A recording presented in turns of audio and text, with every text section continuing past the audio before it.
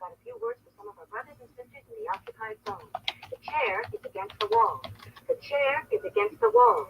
John has a long mustache. John has a long mustache. It's 12 o'clock, Americans, another day closer to victory. And for all of you out there on or behind the lines, this is your song. Yeah, welcome everybody who, well, there's nobody here now, but welcome to the people that might be listening to this. And we're going to be going live here to send out some stuff for Yankee Marshal's projects. Just got back from the 2A Rally Tour, I guess. Headed out to D.C. to check out that 2A rally. And trying to talk and type here at the same time. Posting this over on Gun Channels.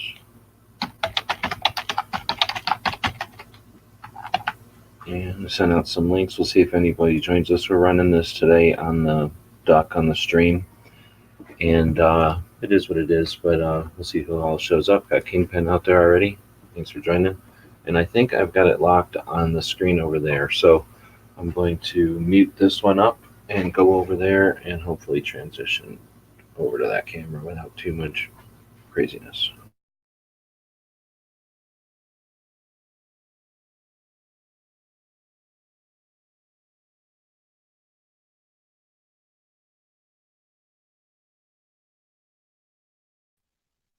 All right, I'm unmuted over here, and I'll turn the volume up just a little bit. So if you would, give me a heads up if you, or some kind of indication if you can hear over here. I'll be on some kind of a delay because I'm using the duck, and I'm not watching on YouTube through this camera. So was at this 2A rally, and got a bunch of stuff going out. These are the mailing labels going out to people who grabbed Yankees Handguns for Heroes patches. So Handguns for Heroes is a project Yankee Marshal's doing. Thanks. To raise funds to send pistols out to veterans and maybe active duty. Why can't I hold on to this thing? I'm trying to hold it cool and it's not working. So it's a whatever 2x3 patch, and he had a video up where he kind of described the evolution of this design. And I think it's a pretty decent one. It's got some depth to it. It's got some, some actual, what's the word, dimension to it. And then some decent colors. He didn't disgrace the flag or nothing. He's got some flag elements in there. It's patriotic without being too crazy. And then just from a distance, it's kind of cool looking patch. So this is a patch. It's $13, and Yankees using that money to raise funds to give pistols out. I don't keep track of which pistols or to who or anything like that, but since we can do patches for people, we help them make the patches, get them made, and then I have them. They're right here, and we've got something like 20, 40, 60, 70 something, I think, kind of packages to send out here. I'm gonna have to go print some more stuff here. We'll see if anybody joins today. But printed out this thing here that lets people know about what we're doing and Yankees doing. And it also just keeps the package from being empty and keeps the packages in the envelope so that they don't get knocked around too much. Originally, this insert started from when I was shipping things in paper envelopes, and the sorters, or whatever they're called, the robots that the packages go through, kind of like toothpaste tubes. I think of it like a toothpaste tube. What would happen is if there's something in the envelope, like something that has any kind of dimension, as it would go through the rollers. So if this thing is just loose in the envelope, it just gets squished down. Of course, it won't happen for me here, but it'll just get squished down in those rollers. And then what was happening is the patches were just getting pushed out the back of the paper envelopes. So we moved to plastic envelopes and bubble wrap. And as soon as there's dimension to the envelope, they can't run it through those robots anymore that have the rollers. And that means the stuff doesn't get squished and it just gets handled differently. And it works for us. So that's where the inserts came from. But they also make it easy to, if people are buying more than one thing, organize them in there so that they don't knock into each other and get damaged or anything. But for this, it's just a way to leave a message about what we're doing and to say thanks to the people that are participating in what Yankee's doing, because that's what this is all about. We're really just fulfilling. I think about 12 people bought stuff besides Yankees patch from the store. We definitely appreciate that. In fact, all those orders were the first ones we packaged up because we included a bunch of, there's half of these are gone already, a bunch of these patches that we grabbed at the gun show. We included those to say thanks to some of those people because they had a long wait. And then I've got a bunch of, I guess I should put this right side up. I got a bunch of brochures and loot. There's one from Dragon Man. The Woolaroc in Tulsa, very cool place.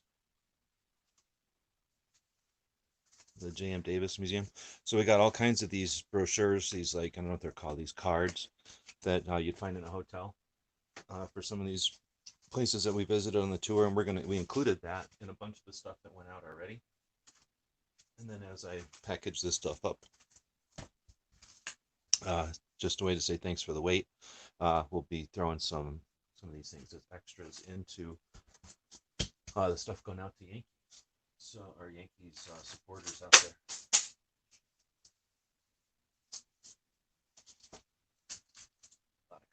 A lot of crap here. So that's what we'll be doing. So I guess since I'm logged into the same account twice, it lets me have the power of everything. So I can see if anybody joins in, even from the phone here. I'm running the duck on the phone and then also over there on the computer. But I'm running it on the phone as up at the top. I told it to show as a desktop view or whatever. So I've got full control over the whole duck in here on the phone, which is kind of cool.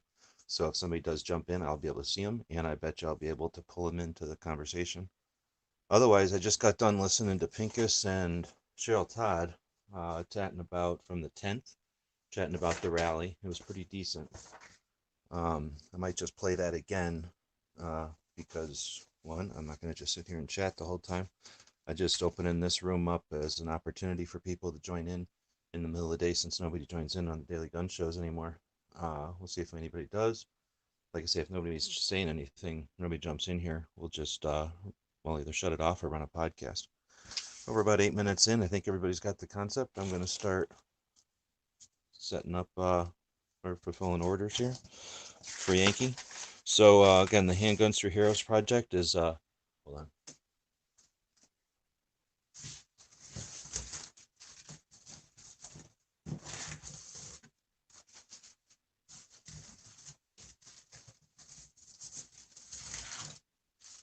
I think this is going to kill my supply of padded envelopes. I ordered more the other day. Ordered more, whatever you call these things, adhesive labels too. But those are already here. I don't know how long it'll take these envelopes to get here.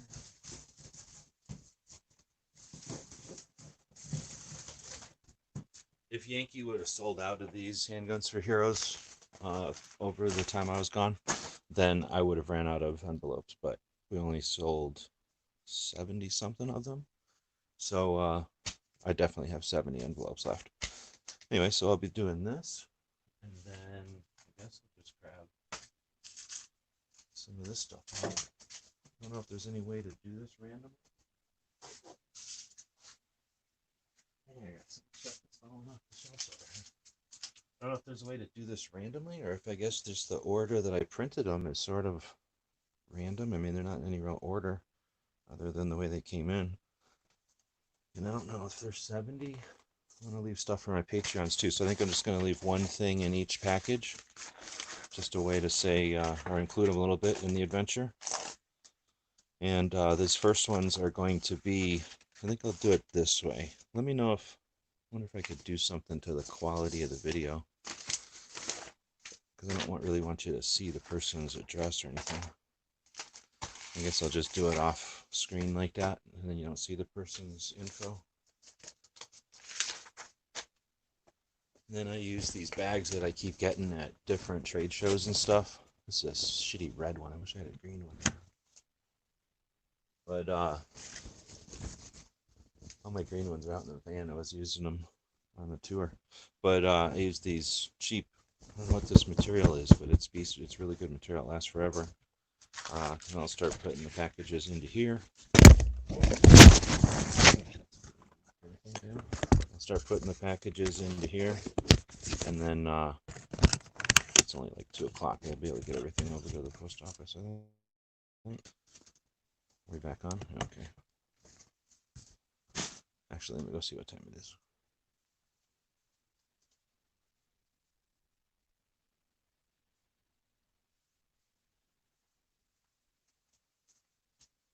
Yeah, so I should be able to get this all figured out and filled up before the mail goes out today. That way everybody will get their stuff within a couple of days.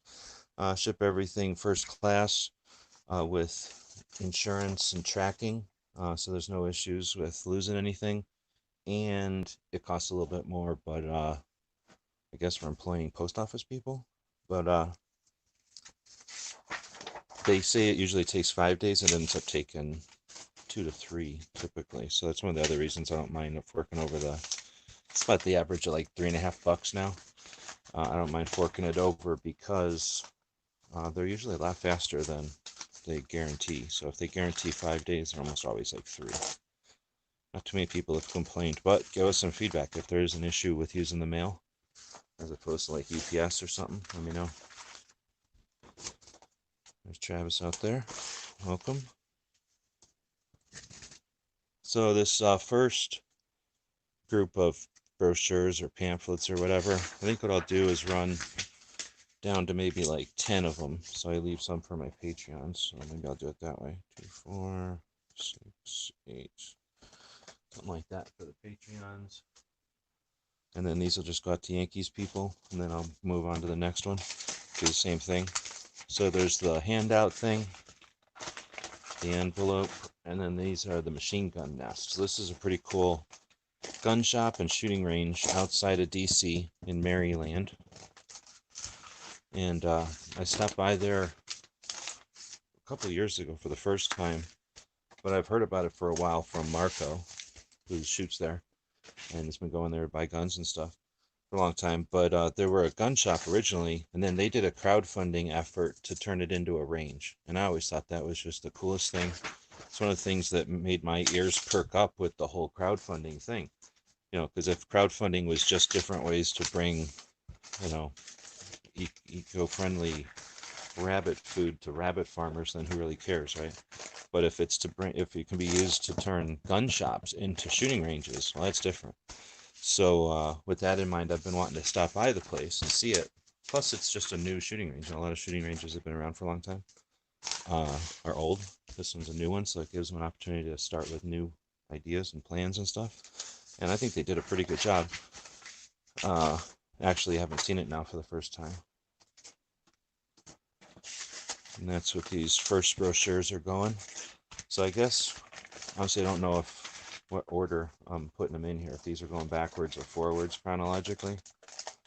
There's a pretty good chance it could be either way. I don't remember. I guess it depends on if I flip these things up or down as I was printing them. But there's, I went through yesterday, got back to Tucson yesterday morning, passed out for a while after driving, and then got to work printing out these pages so they can assemble fulfill these things, and then started printing out all these 70 something address labels. Packs stacks at 10, so that's 20 in each stack, so it's something like 74 or more, because a couple of them came in as I was printing. But I did that. Didn't get invited to Yankees chat last night, so I don't know what's going on with that. So I had plenty of time. Didn't get invited to Sarge's chat last night, so I had plenty of time to print out these things. Then at some point I passed out again, fell asleep, and woke up. I went and bought food, and then I've been working on this, so here we are.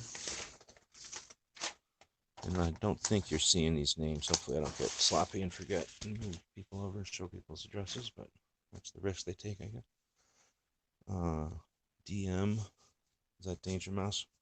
Hear them talking about you on other chats. I don't know if you've ever Been over here. So the rally was pretty decent. I was just listening to Cheryl Todd and Pincus chatting about the rally. And like I say, if nobody really says anything and nobody joins this, I don't know if I'll stay live or not, but I might just listen to that again. It's like an hour and something. But when I went to the rally, I was interested in it. I was told that it would be a one and done, an instigation, a thing to create potential or to get the ball rolling with other activists or whoever, and that it wouldn't be a new thing, another entity to keep track of, another organization to give money to or fundraise or any of that stuff, but instead just be a single thing. This person is 8th time purchaser. I think I'm going to do something special for theirs. Nope, let's not do this in front of people.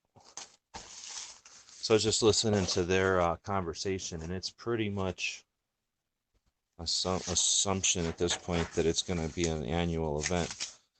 And I've asked to talk to whoever created it, and they won't tell me who created it, and they, and of course, won't let me talk to them. I don't like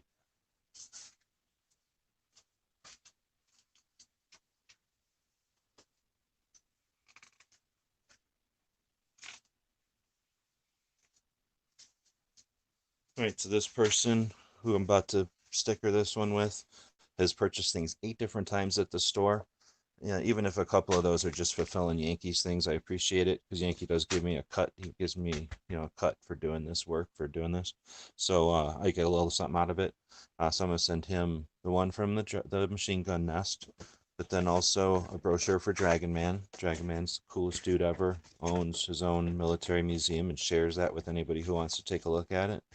You got the 45th Infantry Division Museum, which is a private gun collection that's I guess, curated or held by the 45th Infantry Division in Oklahoma City. So it's a really cool gun collection, military-focused gun collection that's very complete and very interesting, very well laid out in Oklahoma City, right off the highway. And it'll be there for a long time. And that's another free museum. Dragon Man's cost $10. I don't know what it costs to shoot here. And then this is free. Then you got the J.M. Davis Museum, another private collection that, in cooperation with the state of Oklahoma, is on display for free. And then we got the NRA National Firearms Museum, the one in Virginia. Checked that out on the way to the rally the day before, and then checked out the NRA Sporting Museum in Springfield for the first time, Springfield, Missouri, and then checked out the NRA's third museum in Raton, New Mexico, just the other day on the way back. So I checked out all 3 NRA museums on this tour. And since this person had purchased stuff before, I threw a couple of extra things. Shit, you know what else I'm going to do? Open that back up. You only get like 30 seconds before that glue starts to set, but I've definitely done that before. I am going to throw in this join or die patch too. And thank you to that person who has purchased 8 things from the store in the past. Or I guess 7 things, and this is their 8th. And that was somebody in Florida. All right, so been listening to Pincus and Cheryl, and it's like an hour and 45 minutes, so it's not like they just talked about one thing, but anyhow, I'm a little frustrated that they won't tell us who, and they won't let us talk to whoever it was that created this whole event, and now all of a sudden it's going to be a more than 1 year event. But at the same time, I'm not shitting on nothing. I think it needed to be done. I'm just, again, more than interested to listen to that conversation again, because they did chat about the edges of what I want to, some of the questions I wanted to hear. They kind of chatted around the edges of those.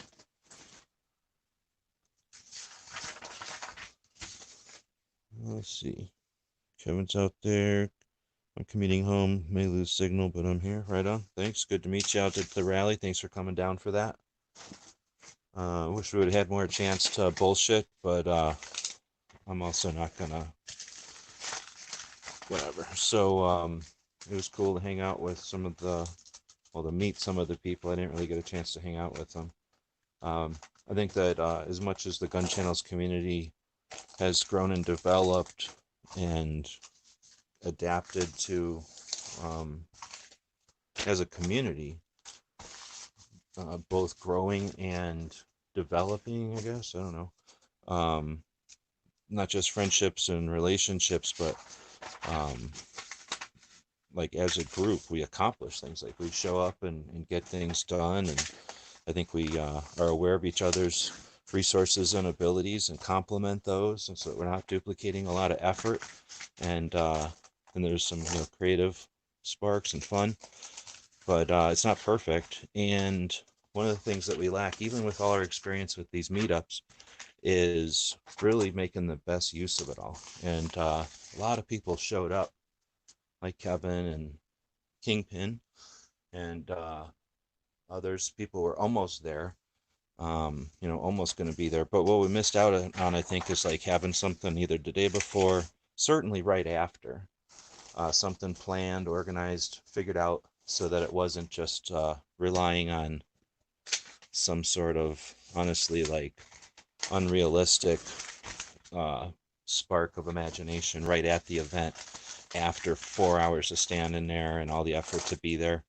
for everyone to just go, oh yeah, let's all agree on this and let's all decide to do or go here. So I think that could have been done ahead of time, and that would have given us more chance to just really hang out. We got to all meet each other and say hey, but like I say, there's no way I'm gonna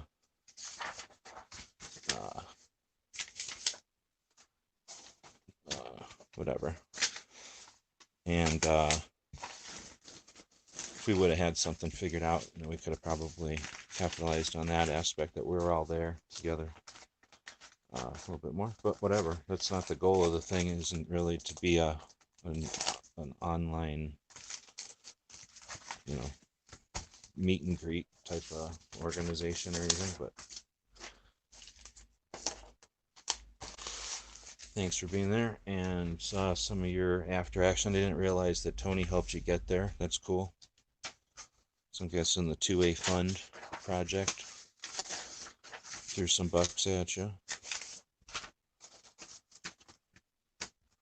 So now I'm putting in brochures here from the 45th Infantry Museum, 45th Infantry Division Museum, and I don't know anything about them. They're kind of weird because they've got the Thunderbird, and I'm pretty positive I've seen the Thunderbird before, or other units use the Thunderbird, but I don't know. There's a lot of units in the Army, but they're an Army unit, and they use this Thunderbird. I'll show you here in a second. But then they also use a SWAT sticker, so that's part's annoying. Like one of their patches is this with that thing in it. So, I'm certainly not going to post that anywhere, because that takes a bit of explaining. On the other hand, F Nazis, and, they don't get to own that, but they kind of do. They ruined it. I guess you should say they don't own it. They just ruined it. Let's see. I think I'm going to have to print some stuff out here at some point, and I guess I'll use that as my indicator of when to stop. One of these got ruined. See this? I don't know if you can tell. This one's got like a bunch of black lines on it. I have to throw this over here so I don't accidentally put it into somebody's thing. I don't know if that's the machine or the shipping or something happened to it, but it was one of the first ones.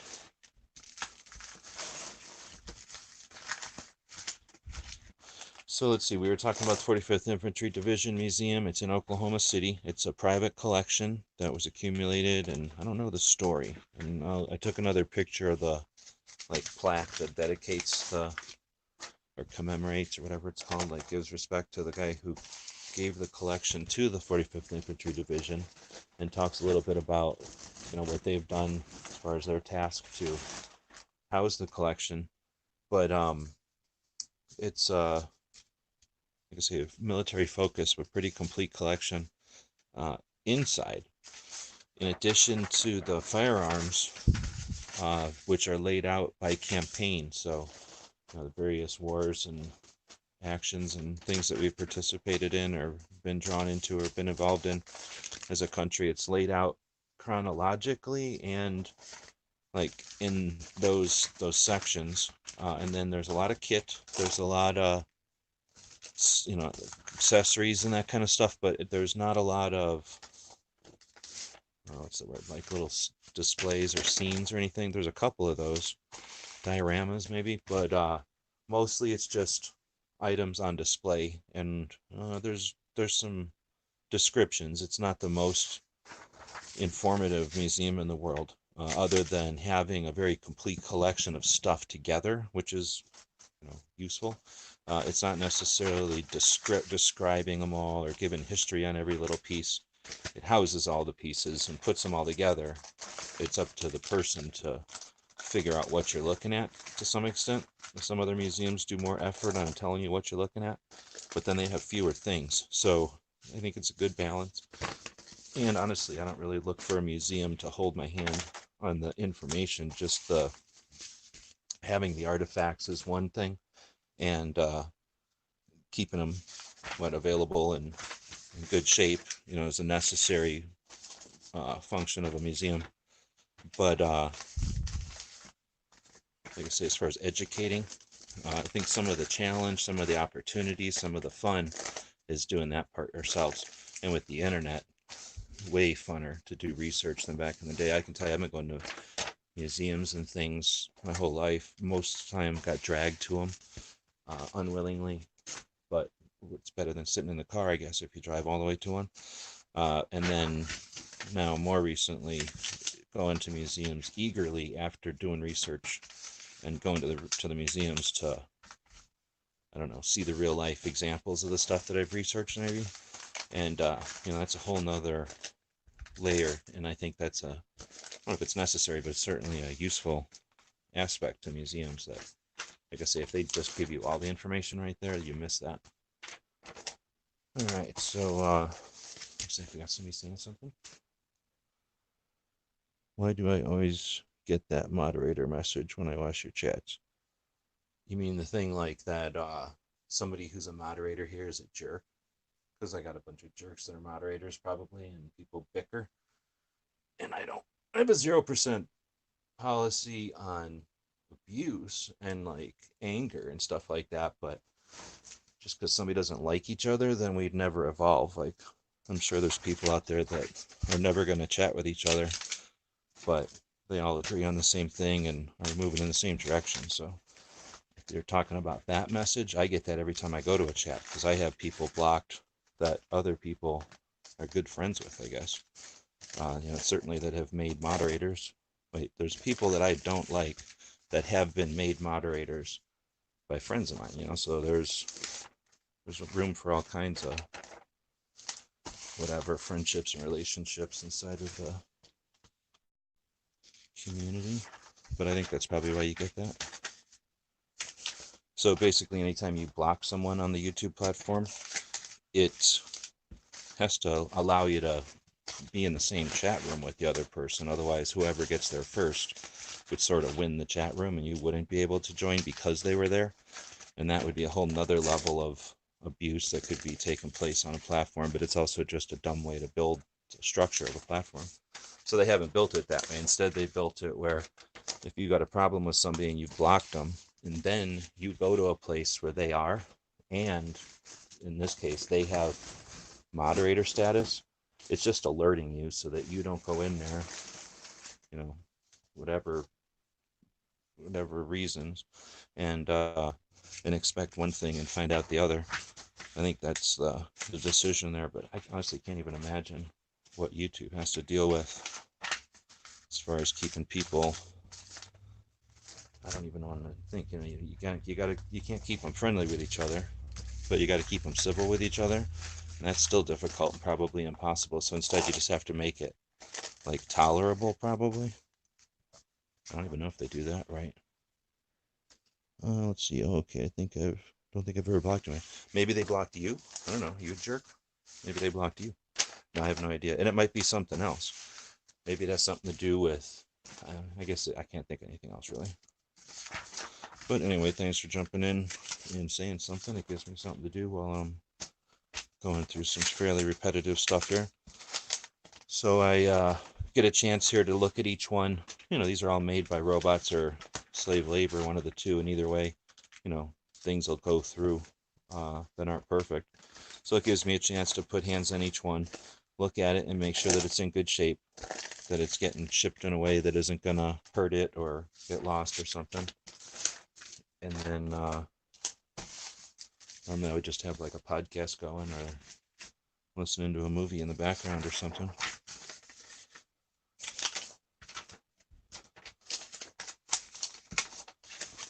So let's see, chatting about the rally. Then what else we got? We went to the I don't even want to know where to start. Started with I think it all started with the Gun Rights Policy Conference, and then it was the Big Sandy machine gun shoot, and then it was Red October, and then it was the 2A rally, and then it was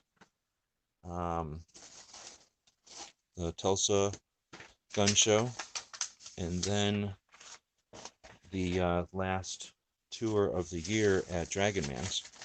So for a last minute tour, a last minute, let's get more out of this 5,000 miles worth of driving to DC than just seeing the rally, it turned into a pretty good set of adventures.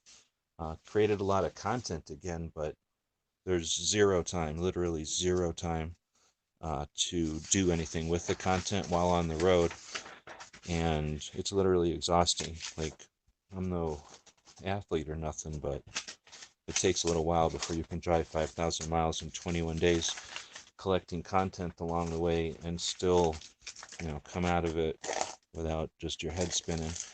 And I'm not saying my head ain't spinning, but I'm certainly learning more about what's realistic about these road trips, and this thing was definitely, well, effective. It was lots of room for improvement there. Let's see.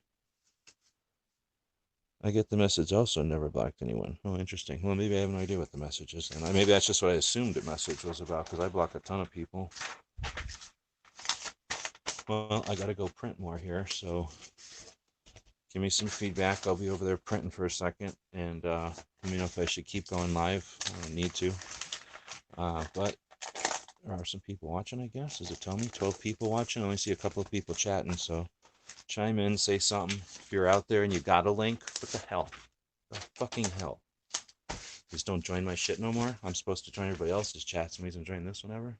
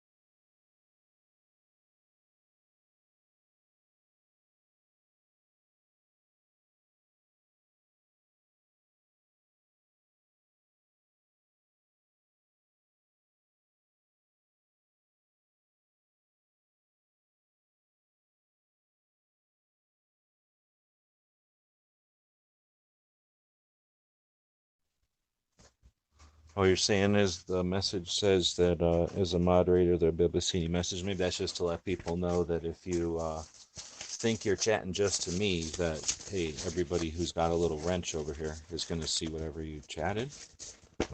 Because I guess there's people that'll chat stuff and then delete it. I've done that plenty of times. Like I'll say something snarky or funny or whatever that has nothing to do with what they're talking about in the chat, and I'll delete and I'll say it if somebody reacts to it or responds to it, and then I'll delete it so that it's not there permanently for like the record or whatever for like their chat, so it doesn't ruin it. So I guess it's part of that, so that you know that even if you're trying to do that kind of stuff, the moderators will be able to click on it and see what it says. I'm gonna go grab the rest of these things I just printed out.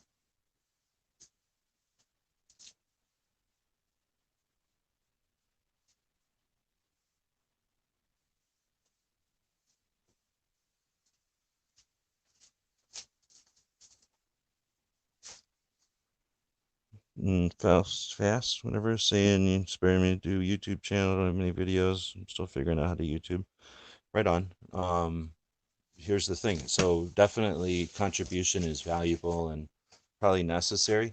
I don't know if YouTube is necessary though. I mean, YouTube certainly works, but it's not perfect and it's not the only thing. So if it's not, like, here's one of those things, like, how do you know you're going to be a YouTuber? Because you already got a YouTube channel.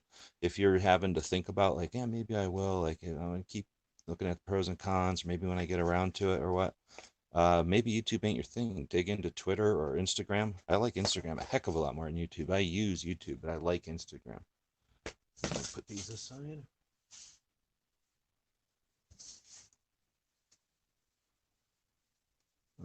They're different things for different purposes. Well, that's weird. How the hell did I get a spot in there?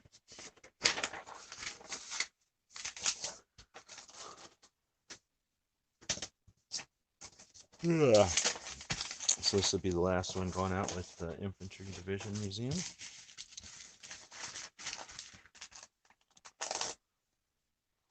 Now I had one person, I'm gonna call him the jerk, who man, they would just not lay up. Like, they contacted me like 4 times throughout the trip to I don't know, they would just be like, hey, where's my package? What's the follow-up on that? And I would go, I'm on the road. Like, what part of the part that says it's going to deliver on the 19th and the 20th or whatever it said? Right on the thing where you purchase these patches, it says it's going to be delivered on November 19th and 20th or something like that. Like, what part of that makes you think that on November 5th you'd see your patch? I didn't say it like that, but basically that's what I was thinking as I was replying to this guy. And he kept replying like, oh, I didn't know. Oh. Like, well, how many times are you going to keep asking?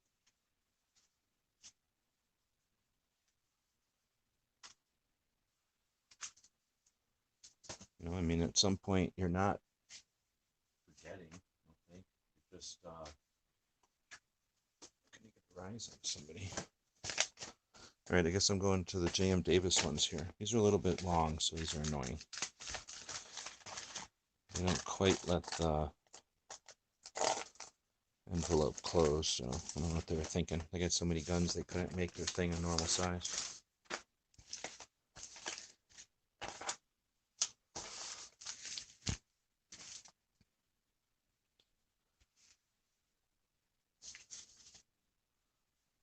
Where am I at? All right.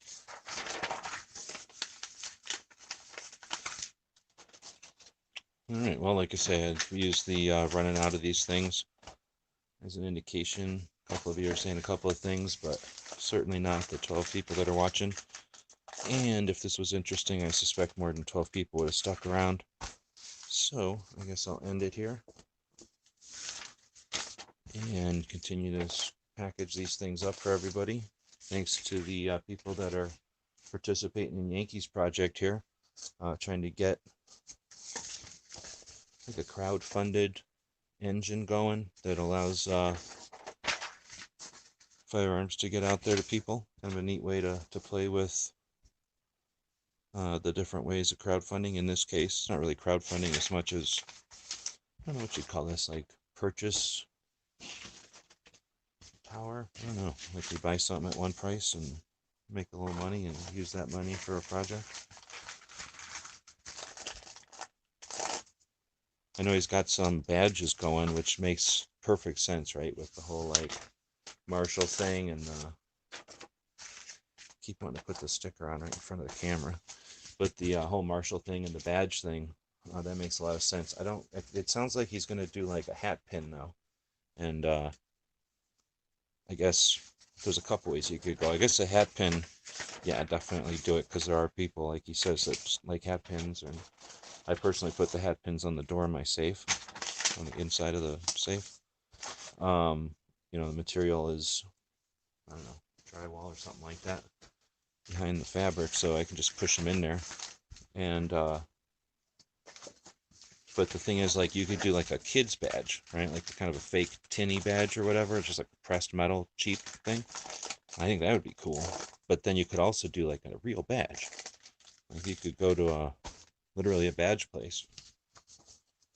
I don't know what a single badge or a small run of badges cost, though, is the problem. Probably costs real money. You were interested in an AK mag mold. I commented on a video but forgot to look back to see if you replied. Well, were you the one that said you were gonna whittle it out of aluminum? I wasn't necessarily seeking that out, but when somebody, I think that's what you're talking about. If you're talking about whoever offered to whittle something out of aluminum, that takes it to a whole nother level for what I'm doing.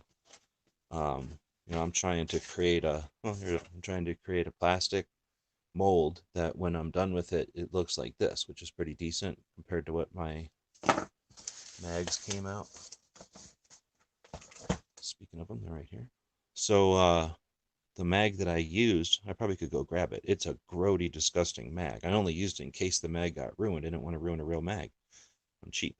So I used a mag that had a lot of rust and garbage on it, and that all came through in perfect detail. I mean, this looks horrible, but it looks exactly like the really shitty mag I used. So I just need to use a nice mag, and this will look 1,000 times nicer, smoother, and cleaner. It'll never get this shiny. This is the surface that you pour, right? This is just surface tension. But on this side, I can definitely get it to be, you know, this clean all the way through these ribs and stuff. But that's with rubber, silicone type of, you know, pushing onto a piece of metal. If you're creating a piece of metal, that's a whole different thing. Or creating the recess. So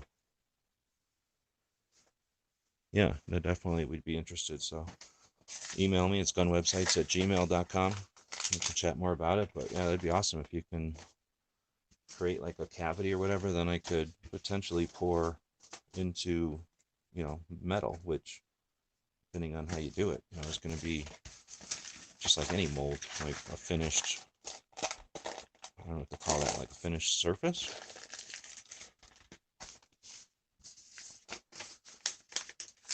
What the hell happened here?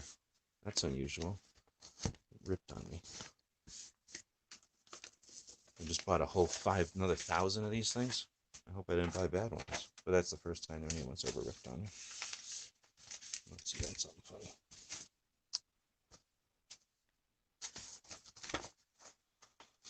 There's John out there. Just done watching the Liberty Doll one.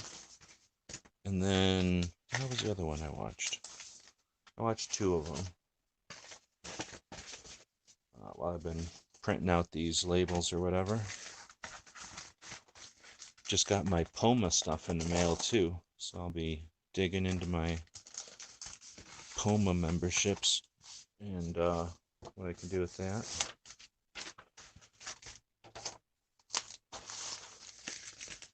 Alright, this is like a real rambling video, but if anybody wants to, where is the machine shop at? Anywhere I can get to? Let's see, you need to access to a CNC and machine your molds out of Delrin. I like Delrin a lot. I don't know if it would work to make the molds out of it. I could make forms out of Delrin and make latex molds off of that, but I think I'd want the latex to peel away from the final part. You know, if my final part is like this, I don't want a Delrin mold. I don't know how I'd get the Delrin out. It would have to be some sort of a multi-part because of the rib and the lug and stuff. Like, you know, it would have multiple parts, and I don't know if I can.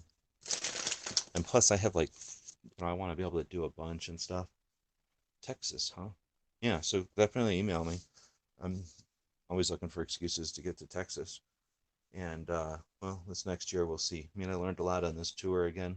I'd like to tour in 2020. That was sort of the plan, but I'm not going to tour this way again. This is too much, too much of collecting data and not enough time to do anything with the data. And now that I'm back, you know, I've got this particular project to work on. Of course, there's other projects out there that are been neglected for 20 days and that kind of thing. So it just doesn't work to, unless I was independently wealthy or something, it just doesn't work to be off grid or off air for 20 days while collecting content, because I don't have an opportunity now to do anything with that content.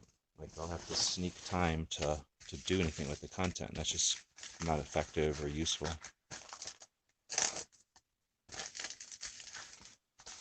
Let's see. Most molds we make are out of high hard P20, but for low production stuff we use aluminum. I don't know what high hard P20 is. What's that all about? Is that aluminum?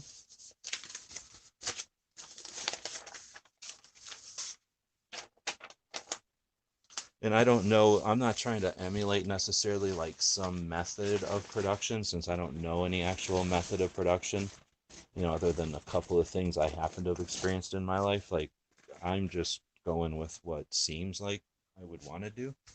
So if anybody's got ideas on better ways to do stuff, I guess I'd be interested. Certainly not in any, not locked into any way of doing it,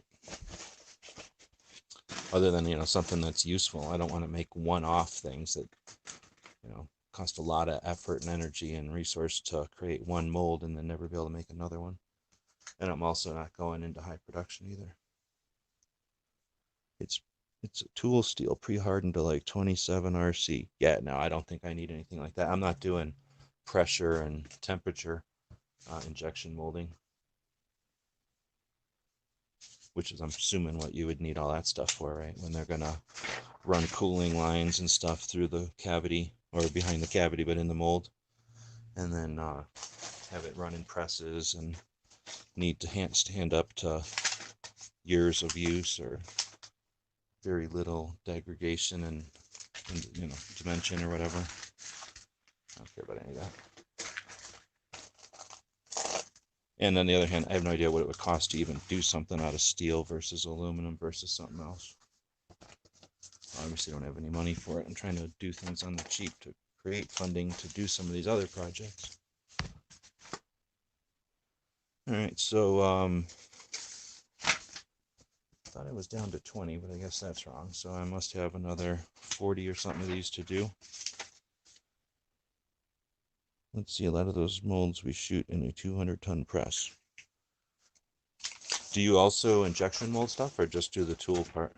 My grandpa did tool stuff, so whenever I could, I'd go with him to his work and just basically run around the giant factory place that made tooling. So they would make the molds, and then other places would do stuff with the molds.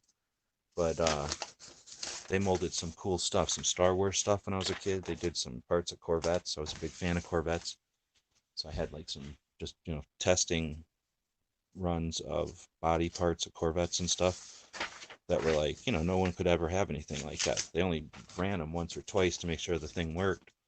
And then, you know, basically would throw that thing away, I suppose. And when somebody grabbed, like my grandpa would grab that for me, you know, there's no other way to, nobody could have that piece of a Corvette ever, right? Like, the best you could hope for was like parts out of the factory that actually produced them. And those are going to be in like some color probably and sophisticated and stuff. So this is kind of neat little artifacts to have. I had like a C3PO that they made like a C3PO that it was a holder for other Star Wars figures, and I had one of those in like just molted plastic color because they didn't care what color they molded it in. So it's just always in whatever random chips they had laying around. But it was C3PO. Really cool.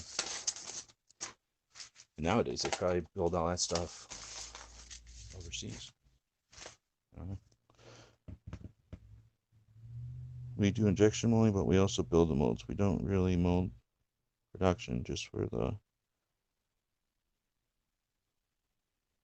Yeah, that sounds like what he was doing. Yeah, that's really neat. But what I'm doing doesn't require heat or pressure, so I'm sure I could do it in a, whatever the word would be, like wimpier material.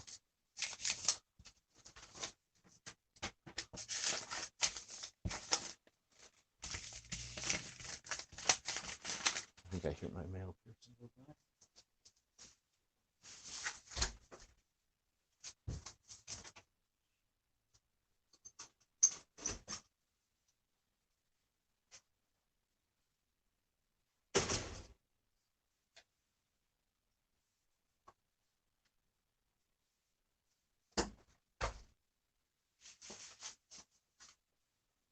Uh-oh.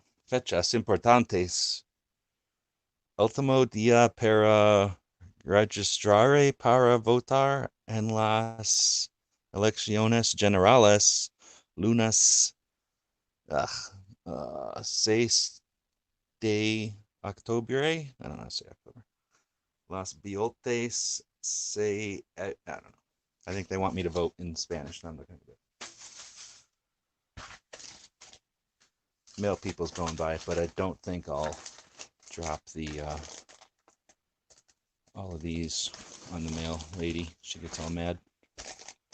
She doesn't really get all mad, but I figure what's the point of stressing her? I can just take them over to the place. Oh, people saying stuff. You know how much that is worth, a C3PO? I don't have it. My parents threw it away. So anytime anybody ever gives me any shit, yes, I know how much that must have been worth. Not so much today, but at one point when real 70s Star Wars stuff was valuable, like the real deal Star Wars stuff was really valuable for a minute there, that would have been ultimately valuable. It would, again, one of a kind. Let's see, I had a Darth Vader. You know what I'm talking about? It was like the bust of C3PO, like the bust of Darth Vader. They were bigger than this blue panel thing here. And then they would kind of open up, and inside there was all these places for Star Wars figures. I had, the Darth Vader was supposed to be black, and it was C3PO was supposed to be like that gold color. I had like, I'm sure you've seen it before, like milk crates will sometimes be like this, where they just take whatever, when the injection mold, they just take these little pieces of rice that are plastic and they smush them through heat and pressure into the mold. So if it's all gold color, it comes out gold color. If they're all black, it comes out black. But when they, have like a million different colors of rice, little pieces of plastic in different colors, then the finished result kind of looks like this molted. Oh, I shouldn't have done that right in front of the thing. Damn it. It comes out kind of a molted color. And so that's how I had most of my stuff. But every once in a while, especially when it was like toys like that, they knew that some kid was going to want to play with it. So like I had snow speeders. I had like 3 of them. And I think they just figured out after the other toys that, hey, if we make a couple extras, like our kids will love it. So the snow speeders I had were white, and they weren't messed up. They were just plain white. Like you could tell they just poured white in there instead of whatever color. And but the Darth Vader was whatever weird color. It might have been black. I've seen so many of the real ones I gotta remember now. But yeah, I kept my Star Wars figures in, but I was a dumb kid, so for me it was like, mine's not perfect. Mine's not like the store. So I didn't appreciate them at the time, and collecting wasn't a thing. I was a little kid, and even though I used them, I'm pretty sure my parents just threw all that stuff away because they had no idea what value they would have.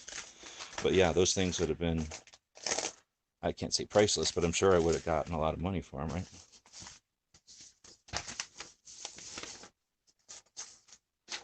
I don't even have pictures of them, probably, because nobody really took pictures of their kids playing with Star Wars figures. Stick the Spanish card in one of those mailers? Yeah, that would be funny. I'll cut off the part that has anything to do with English. They'll be like, what the hell is this?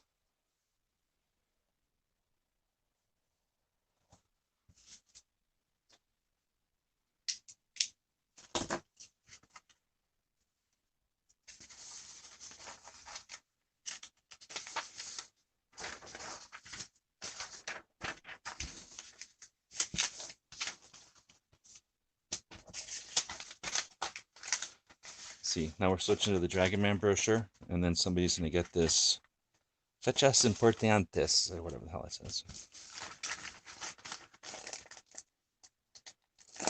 Do I give it to somebody in Alabama or somebody in Florida? I'm going to give it to somebody who's not going to expect a Spanish thing.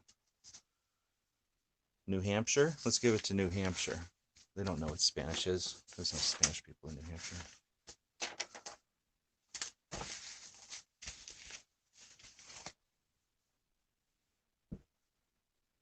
Well, a lot of times we throw away hundreds of molded parts before we get a good one. First time running a mold, it takes a while to get it set up right.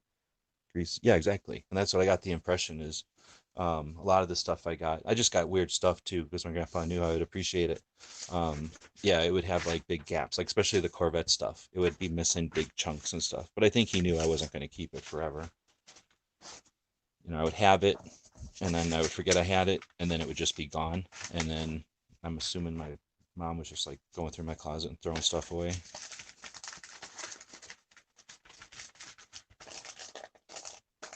Moms do. You're a little kid. And they're not hoarders, I guess. So next we're doing brochures for Dragon Man. Dragon Man's the coolest personal collection of firearms. Who shares it? Guy who shares it with everybody. And this is a pretty good brochure, actually.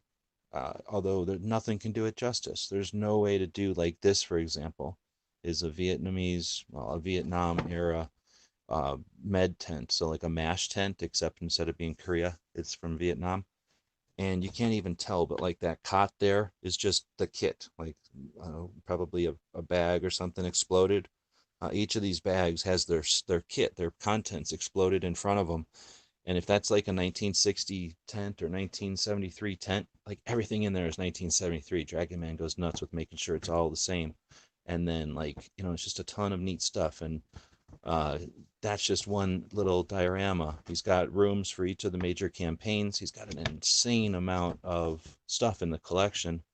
This is the Hot Rods 33 something Hot Rods. His 50s and Elvis stuff is nuts. I'm not so much into that, but again, this brochure there's no way to do it justice. The best you could do is like rip the roof off of the place and go around with a drone or something. But forget how many, it was like 40,000 square feet back in the day, and I think he expanded it twice since I remember that number. And these people will be getting a brochure from Dragon Man. I didn't grab that many because I only grab like whatever they've got, and I leave a couple. So he didn't have a ton of them out. And again, I'm fulfilling orders for the Handguns for Heroes patches. This is a project that the Yankee Marshal's doing. He sells these patches for $13, gives me a little cut, and thank you for that. It helped me get on the tour. But then he takes the rest of that cash and purchases pistols and sends them out to vets, I think active duty also, but veterans who need a pistol for whatever reason. And it's a way that he uses crowdfunding and social media and his, what do you want to call it? Like his presence, his clout, his stuff online for a Pro 2A effort that's unique and useful. You know, it has value. Anyhow, so he allows me to help out with those. I made the patches through our contact. I think they came out pretty good. They've got some dimension to them. I think you can kind of tell there. They got some decent color. He didn't disgrace an American flag at all, but it's definitely got some patriotic elements to it.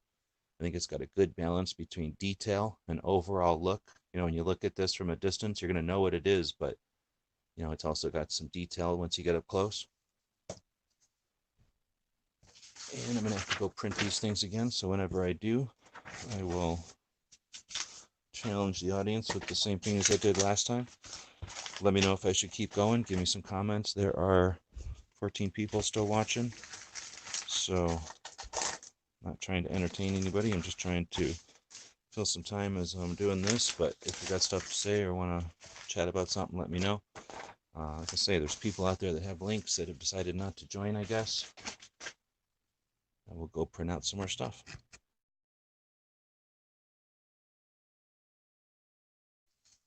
So I'm super cheap, and people go, I wonder why he sends that paper that's got like wax paper on it. So as I've been, oh, there's the mail lady. as I've been taking the labels off, right? These are the labels for the addresses. 2 of them on each piece of stuff here, and that puts them onto here in a way that, you know, is decent. I don't like to get too small a labels, so what that ends up with is 1 piece of paper for each 2 labels. So I'll just run this through the laser printer the other way, and I just used the last one, but that page that says thank you for ordering and, you know, thanks for your patience on this particular batch, I'll print that out in the back of these. So that means when I fold them up, they have this like wax paper feeling on one side. So if anybody's ever gotten one of these and wondered, it's just because I'm super cheap, and that way I don't have to waste money on real paper.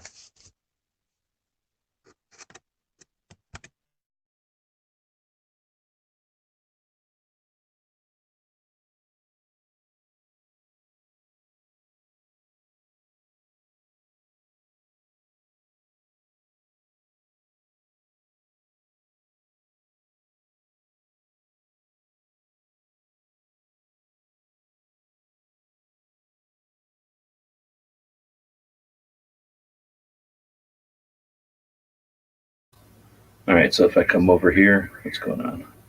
Oh, are you getting a weird feedback when I talk over here?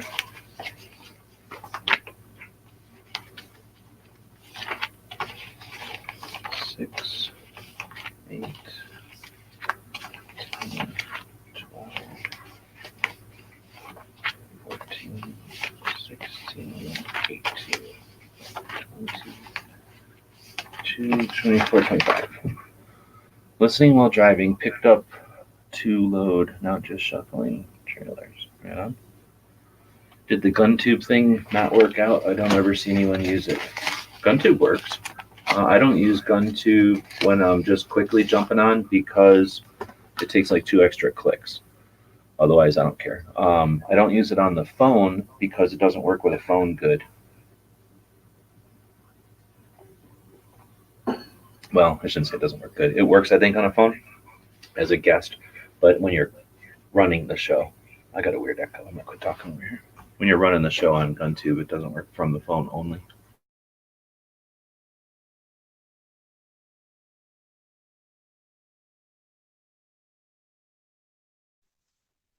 But it certainly still works. And, you know, the other part of it is the archiving of videos up there on the platform.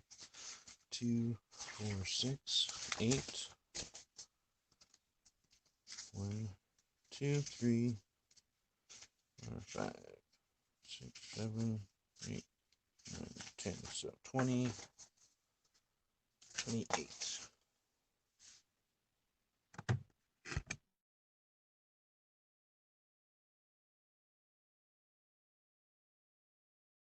I think I said I had 25 right here, so I can do this.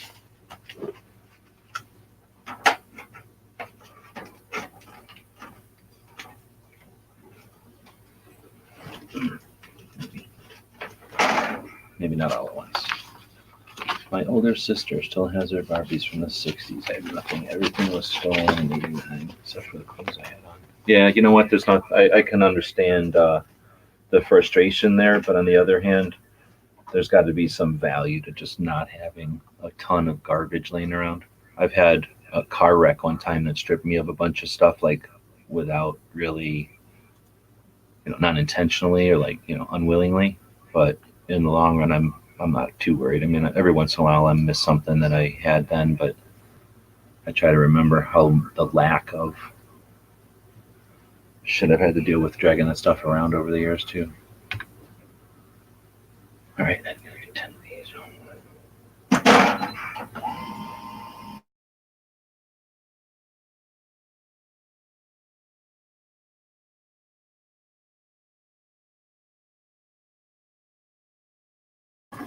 Kevin's saying I had a boss that would take garage sale flyers, use the paper in his printer. I would totally do that.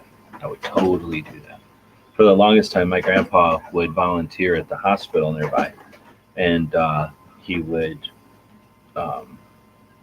They would have for a long time before there was services for it. He would shred for them. He would do their shredding, and he would go through. And if there was like 3 or 4 blank pages or whatever, he would just keep those aside, and. Doing this right? Yeah. he would hold those aside, and he would end up with just piles and piles and piles of decent paper that was just plain old decent good paper that just happened to be in with stuff that needed to be shredded, or had like a paper clip on it with some other stuff, and he'd shred all that other stuff. But he was supposed to take the paper clips off anyway, so he was supposed to kind of go through it. And anyway, so he'd save all these pieces of paper, and he gave it to like little kids. He had some teacher or something. He would give it to and they would color on it. I don't know what the hell little kids do with it. What was that? 10? I'm gonna try to do 15. Let's see what happens.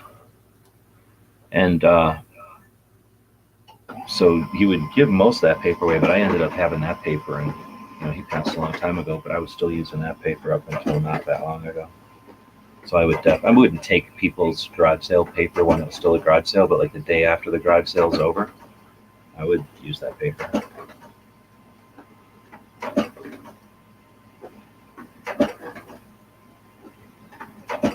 Saying I do a purge and go through all the clutter that builds up. I'd like to do that. I try, but I'm still too cheap. If something has value, I can't just throw it away. Oh, wow, that worked out perfect. I didn't waste one piece of paper. All right, back over there. Wow, these are super hot now.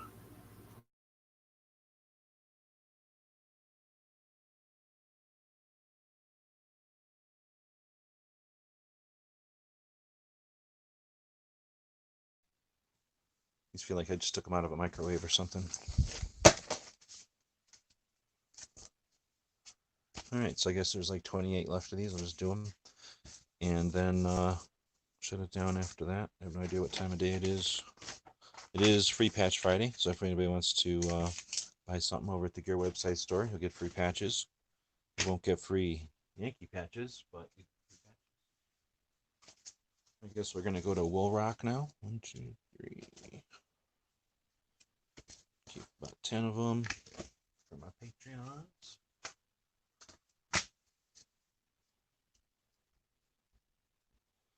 Same thing here. Keep about 10 for my Patreons. And then we'll do the rest of these for Yankees people. So this is Woolaroc, which is awesome. It's outside of Tulsa. So there's Phillips 66. So there's some guy named Phillips, right? 66 was the highway, I guess. So he had a bunch of money from making the oil wells, and he's an honorary member of the Potawatomi. I forget the tribe that's there. He's an honorary member of that tribe, though. Maybe it's something with an S. It probably tells you in here. And so he's really into Native Americans and I don't know what you call it, like tradition, art, whatever, culture. And I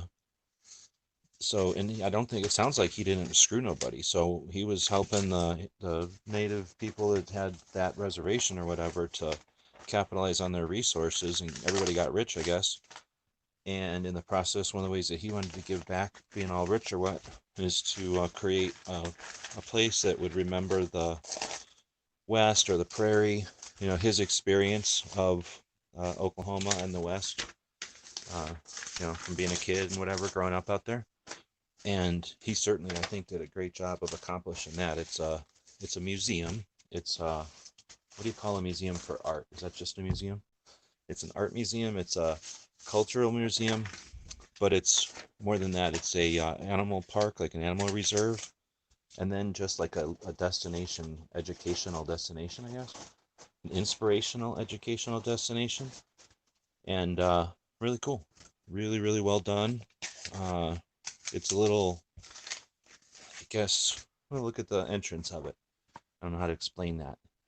Nichey or kitschy, or I don't know what to call that, like 1930s-ish. Like, it's definitely of an age, but it doesn't like exploit that, and it doesn't rely on that. It doesn't get restricted by that. It's very, very up to date while being historically significant.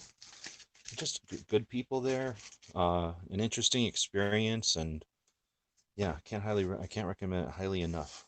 And it's also got the reason I went is it's got the Colt collection. So that guy, I guess, was into Colts. I need to learn the story more. I really just went for the first time this trip and experienced it. And again, just because of the way I didn't have time, that was the ultimate resource I didn't have on this trip. I didn't have time to, I didn't realize how much time I was going to want to spend there. And I would definitely go back again and spend more time, try to absorb as much as I can of the history of it. But from what I did experience, I cannot recommend it enough. All right, I need to go get more envelopes.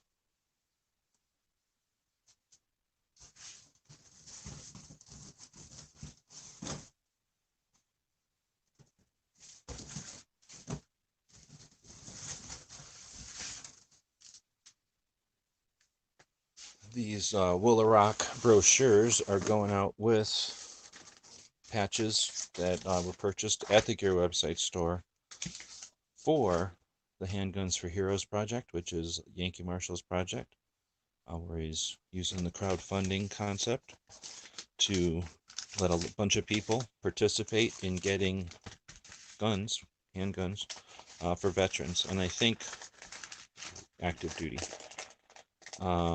But military folks who need them for whatever reason.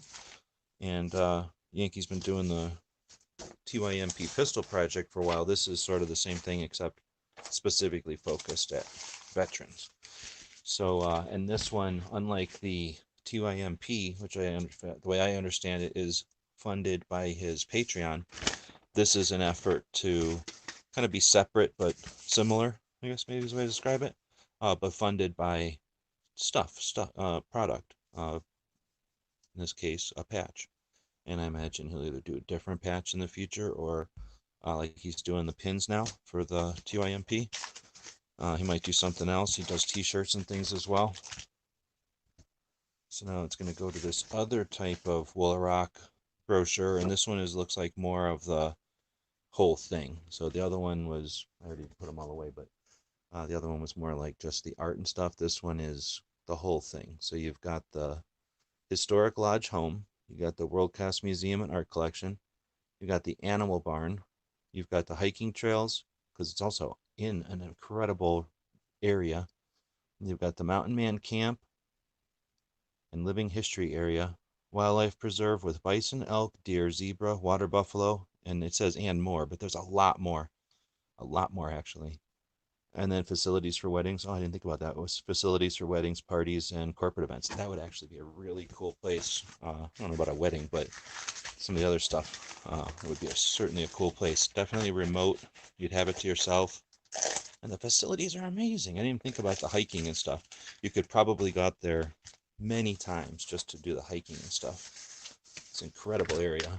Oklahoma, you think of Oklahoma as just being like Kansas or something, or like shitty West Texas, but it's better than shitty West Texas or boring Oklahoma, or I mean boring Kansas.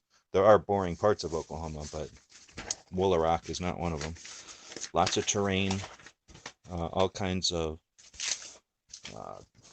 vegetation and rock outcroppings and stuff. There's little signs around. It's a 2-mile drive to get back to the museums.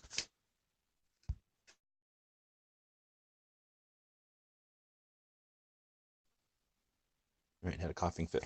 It's like a 2-mile drive to get from the entrance back to the museums, and that 2-mile drive is through amazing country, but it's also amazing country that's populated or whatever by herds of all kinds of critters. So, I mean, they talk about bison, elk, deer, zebra, water buffalo, but there's also whatever kind of ostriches or emus or something, some kind of giant bird, and then different kinds of what do you call the straight horned, like the impalas and well, I don't think wildebeest, but the straight horned African critters that like our deers all have curvy horns and stuff. There's a whole bunch of them from Africa that have straight ones.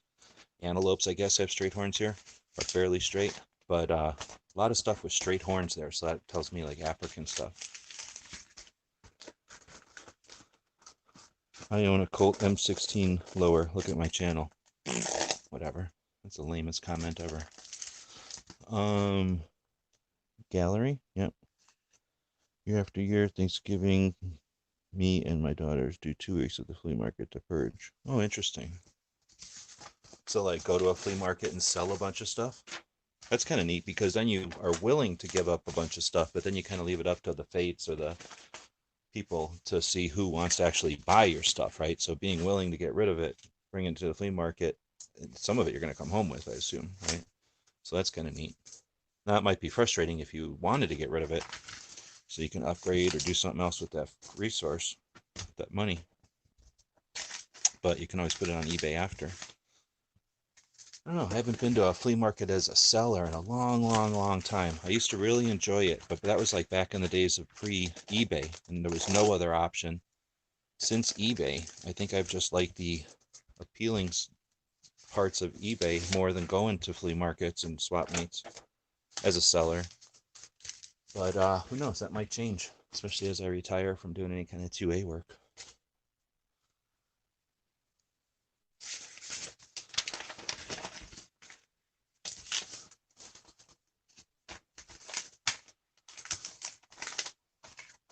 All right, that's the last of the Woolarocs. So these have just been going out kind of randomly. These must be printed chronologically because it's, I go through and I look at the orders and I print them in some order. And I'm guessing that was chronologically more than anything. There might be a couple of, since I wasn't paying a lot of attention, there might be some times where I skipped one or jumped around a little bit. But I ran all the orders that people had ordered their Yankees patch with something else from the store and sent those out first yesterday. And then printed out the rest of the day. I printed out these labels for these single orders, and they're gonna definitely go out today. It's still midday here, and I've only got another 13 or something to go. But I need to figure out a new brochure. Are they gonna get that one? No. What do we got here? Cowboy Museum. Almost out of these.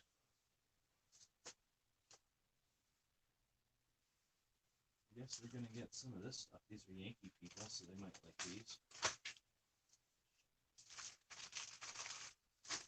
Oh, what else?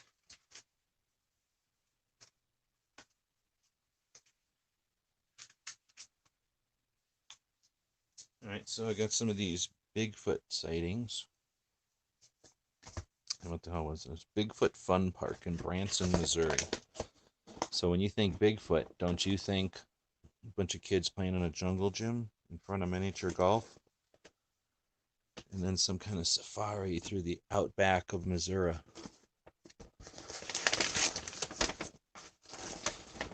So I'm guessing it's miniature golf and some sort of a up and down ride that has a gorilla face and very colorful. So it's a weird brochure that I found in Missouri, I'm guessing. Some people will get that.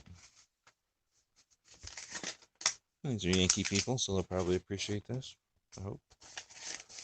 I wonder if I should just cut the Bigfoot warnings off, because there's 2 of them on each one.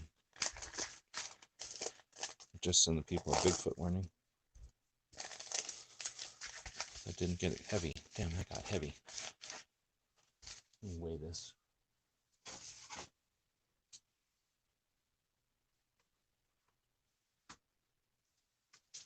Oh no, we're good to go. Can't really, when you're doing first class mail with the stupid post office, you cannot do less than 3 ounces really, because anything under 3 ounces is all the same price. So I just price everything at 3 ounces. It's a fun bonding event as well as profitable. Yeah, I would imagine. My experience with swap meets was just as a kid going, but then for a while there when I was a younger kid, I guess going to school, when I first moved out here and was going to school, we would go to swap meets on a fairly regular basis. I had some friends that would kind of different things. Nobody really ran a business, but certainly people that would depend on a swap meet experience to kind of act as almost like a loan. Like I knew one guy that would sell some of his tools. He had different sets of tools, or he would have different jobs and need tools for those sets of jobs or whatever. And so if he was doing concrete work, he would sell off all his painting stuff and get concrete stuff. sometimes he would pawn it and unpawn it. Oops, I did that again. Most of the time, though, he would just sell all his stuff, knowing that you can always just buy new stuff. Sell it all, though. Buy, you know, like say if he was painting and he needed to do concrete work, sell a bunch. And then the next weekend and then buy a bunch of the other stuff. And then do the same thing, you know, sell a bunch of concrete stuff and buy a bunch of stuff for carpentry. And like I say, we would end up being at swap meets all the damn time, buying and selling. And sometimes in a pinch, you know, sometimes you kind of get bent over when you need concrete stuff and there's only one guy with some concrete stuff, and you know he's gonna charge everything up, and then two, sometimes even the same price as like a shop in town is gonna charge, just knowing you know that you're already at the swap meet and you're gonna probably pay for it. But that was the way I usually went. It was like almost in a professional role, but then not quite somebody who was there every week. When I went with Jimmy a couple of times up to the swap meets in Phoenix, he did it on a more regular and had a bunch of stories about these Phoenix shows. And I've been to a couple of the Phoenix swap meets back in the day. They're a lot different now. But, I mean, they're almost like little malls, I guess is the way to say it. There's people that show up every single week, and they either have like a long-term contract for that slot, or they just have traditionally that slot or whatever. Like they have that slot, and they just kind of leave their little tent there permanently. And maybe they're selling cooking ware, or they're selling something or another, and you know that's their niche, and t-shirts or purses or whatever it is, and then they're just constantly there each week, and it's just like their storefront. I never did that.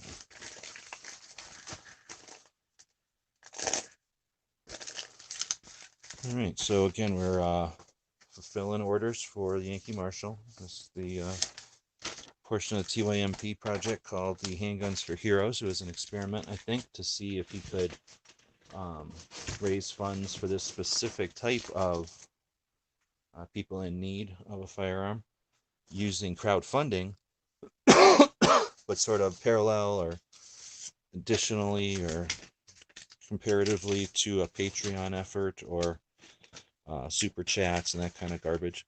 You know, the super chats thing, I was listening to, I don't know if John's still out there, John Crump had just recently interviewed Liberty Doll, and I'm a big fan of both of their work. So I was watching the interview, and Liberty Doll was talking about how when she gets something demonetized, it can take all the super chats. So you watch a Liberty Doll podcast, and she's a girl, and she's got interesting topics, and she's like well-spoken and aware. So she gets super chats. Like people value that, and they give her super chats. And sometimes you watch that and you go, wow, that's like a real income right there. But you don't get to see the part because not everybody bothers to mention it or even knows. You know, 2 days later, 2 weeks later, something happens and that thing is demonetized. I don't think you get those super chats. And I don't know. I don't get enough super chats, and I'm not asking for them. But I don't get enough super chats to really know. I know that one time somebody gave me a $50 super chat. The video got defunded, and I did not get any of that super chat. And that was frustrating as hell because somebody put $50 down, and YouTube basically just kept it. I don't know if they got a refund, but if they didn't, YouTube just kept that money. And you know, they're out $50. Like they don't get to say, hey, YouTube, I want my money back, I don't think. But anyway, instead of that, again, I don't know how Yankee does that because he gets quite a few super chats. They're not huge super chats like a female would get, but they probably add up. But again, when the video gets demonetized and you lose them, you can't base any kind of project that requires funding on that kind of income, because that's not really an income source. That's just like maybe a revenue source, like an additional revenue source. Man, we're getting a lot of these things down to the last 20 something, it looks like. Let's see, I like to go to swap meets or secondhand shops just to root around. Yeah, me too.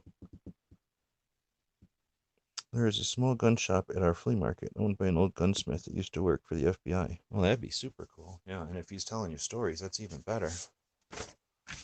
And that's the kind of thing where, I don't know, that would be an interesting topic for a discussion, but how much do people value that?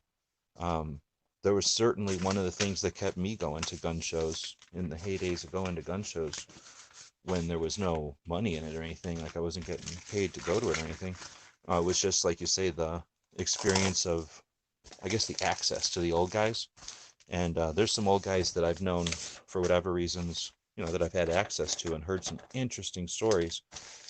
But imagine how many stories there are out there and how often you have access at that level, if somebody who's willing to talk about some of that stuff. So, yeah, there's been more than once in my gun show times where I've gone to the show just to kind of hang out with some of the people, not to buy anything or sell anything.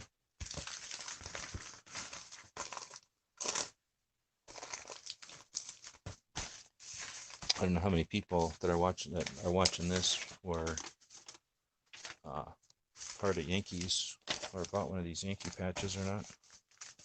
I think anybody's really said.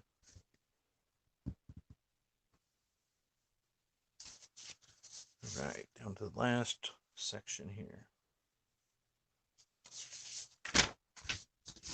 I think I counted it so that this should be the right amount of inserts.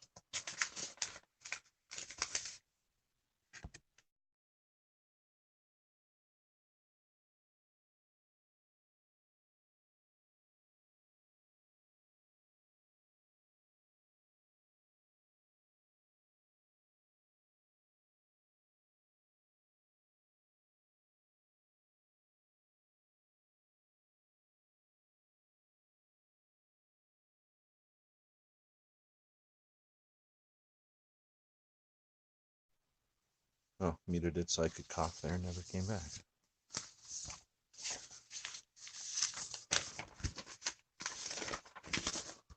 Oops. Calaveras' pickle card right there. In my younger years, I would go to wrecking yards and root through the cars and see what I could find. Oh, heck yeah. There was a couple of you-pull-it places out here, and, many, many times we'd go out, especially when I was still going to school, and my friend from back home was out here and was my roommate, and he was building a 72 car, and I had a 72 car from 1972, and so a couple of the parts, they're both Chevys, a couple of them we could both use, and then it was the kind of days when you could I had an El Camino. We could just drive the El Camino out there with a toolbox, drive it into the place, and just park and spread out, dig in with our toolboxes and throw all this stuff in the back of the El Camino and then drive it up to the front. They'd come out and look around and go, $50, 25 bucks, $100. It was a while ago, so maybe it was even less than that, 25 bucks, 30 bucks, 70 bucks. And we thought we got hell's a deal. I think we did. And had awesome time just playing around. Yeah, I really liked all parts. We built a few cars and we go to wrecking yards. Yeah, that's the difference too, is back home yards were pretty shitty and they were kind of gross. Out here, when you don't get the rust and I guess the rust mostly, as long as it's on dirt and not on grass, it's really neat to just go through, because there's some really, really old stuff that it was in pretty decent shape, I guess. But something to be said for old rusty stuff too. It's got a lot of character and something that survived through the rust. Well, I guess some of them are getting Denver stuff because I'm saving some of the good stuff for my Patreons, and I don't know, some of these people I'm sure are Patreons, but all I did get is a patch, so don't want to spend all my loot on fulfillments, but do want to give them a little something something.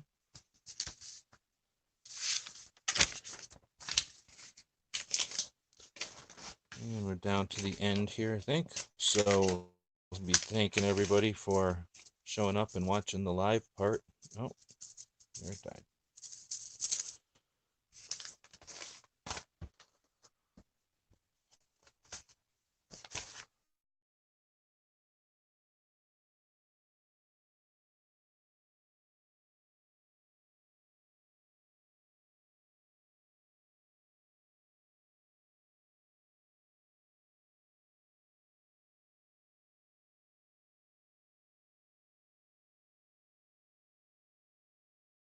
Well, that's weird. I don't know what kind of lag it's on, but my phone is off over there, and it's still showing it as being here, so we'll get rid of it. Yeah, and I was almost down to like the last 2 or 4, I think. Anyway, so I will finish those off. We'll get them in the mail today. Everybody's stuff will be out beginning to middle of next week in your hands. Thanks again to the people that supported Yankees project with the Handguns for Heroes. There's still a whole bunch of those patches left. So for $13, I think you can grab one of those, and a couple of bucks goes to our side, to the Gear website side, for putting them in envelopes for you, and to pay for the bubble wrap or whatever. But then most of that fund goes straight back to Yankee, and he purchases handguns for veterans and I think active duty. But just a way to spend some time doing the project there. Thanks to the people that were participating in the chat there. Kevin's talking about the boneyard. Now the boneyard you can't go through because it's the government, right? And there's 2 parts of the boneyard. There's the part you see that's closer to the base. So it's, if you look at it on a map, it's the west side of it. But basically, if you look at an airplane and it's got white stuff on the cockpit, on the windows, and on the lights and stuff, if it's white, then that's one of the planes that can be up in the air in like a half an hour or something. Like, those planes are ready to go. They just are in long-term storage. And again, they don't have rust down here, and the ground is just naturally like concrete where they're at. So they, not B-52s, but the C-130s and stuff that are down there, like, don't even sink into the sand just naturally. So they, it's a perfect spot to store these things.